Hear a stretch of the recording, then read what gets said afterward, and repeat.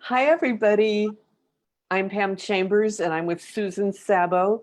And here's another Pam and Susan show.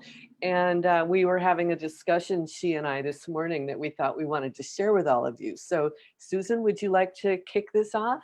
Yeah, I would love to. I'm excited to share this because I've heard this COVID time called many things. People have called it the Great Pause, the something, all these different things. And a lot of people I know are hunkering down. And I've heard a lot of other people talk about it being a time to reinvent yourself, create what you want. Could you become a great chef or an artist or a whatever? And this morning I was listening to John Maxwell, and I loved when he was calling this a detour. That people like, and people get anxious because they like knowing where they're going. And when you get a detour, it's like you start to panic. And I've been actually enjoying this process because it's the first time I didn't panic and get scared. So I love this idea of reinvention for people, like, because, oh, here's the one other thing I wanted to mention about that, and I'm going to turn it over to you. At the end of 2019, do you remember, Pam, how people were saying things like, oh, thank God this is ending and it's going to be over, and yay, 2020 is coming.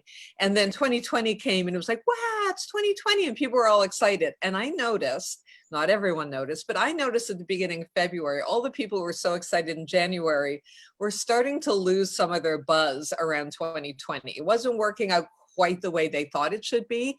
And they started to pull back. Well, and then of course, March hit, and it was like, ooh, like people are like totally freaked out.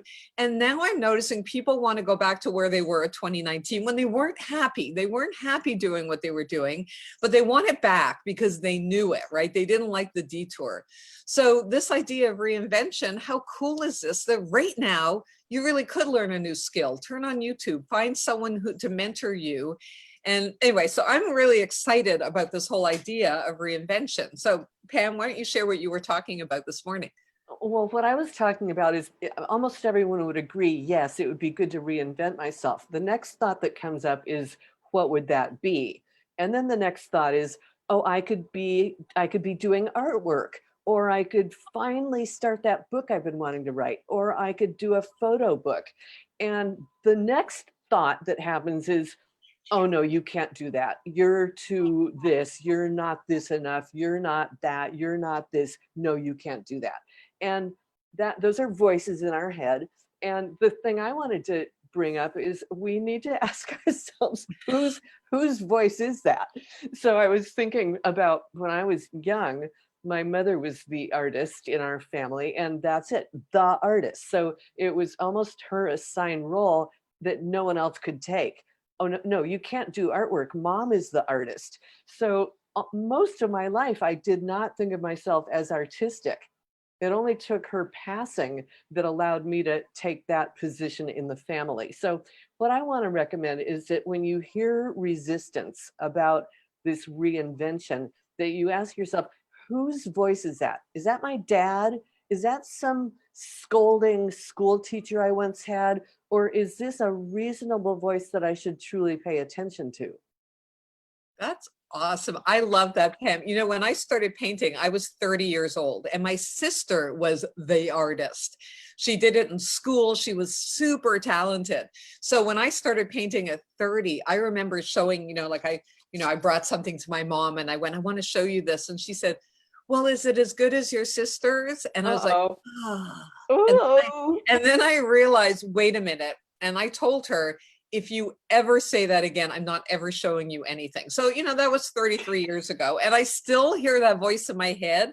Like, am I the artist? And as it turns out, I am the artist.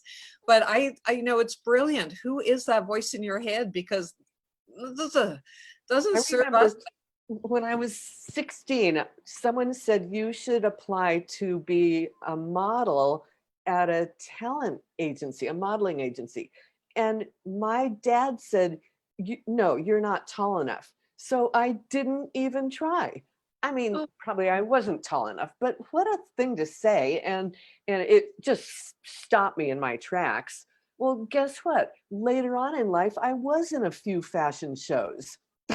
Right. Oh my gosh. I love that. I mean, we could go on and we won't, but I was watching the Jack Canfield documentary the other day, His book, Chicken Soup for the Soul, was rejected 144 times. So how many times have you been rejected? 144 times and kept going. So anyway, there's so many examples out there. J.K. Rowling, Oprah. I mean, there's a gazillion examples out there of people who have done what was in their heart and they kept doing it until they could do it. And maybe you don't know what's in your heart now. Look around and figure out what speaks to you, because there's lots of mentors out there to help you. And of course, there's YouTube to teach you how to do it. And choose carefully which voice you are willing to pay attention to. Be very careful. Don't listen to the bad voice that tells you you can't, because you can do anything. So thanks, everyone. Thanks, Pam. Always fun chatting with you. And hey, Pam has a class coming up in, I don't remember how long, about a week. It's going to be really great. Check it out. May 26th. We'll talk about it next time. Yeah. Okay. Yeah. Keep your eyes open for it. All right. Bye, Pam. Bye, everyone. Bye, everyone. Bye.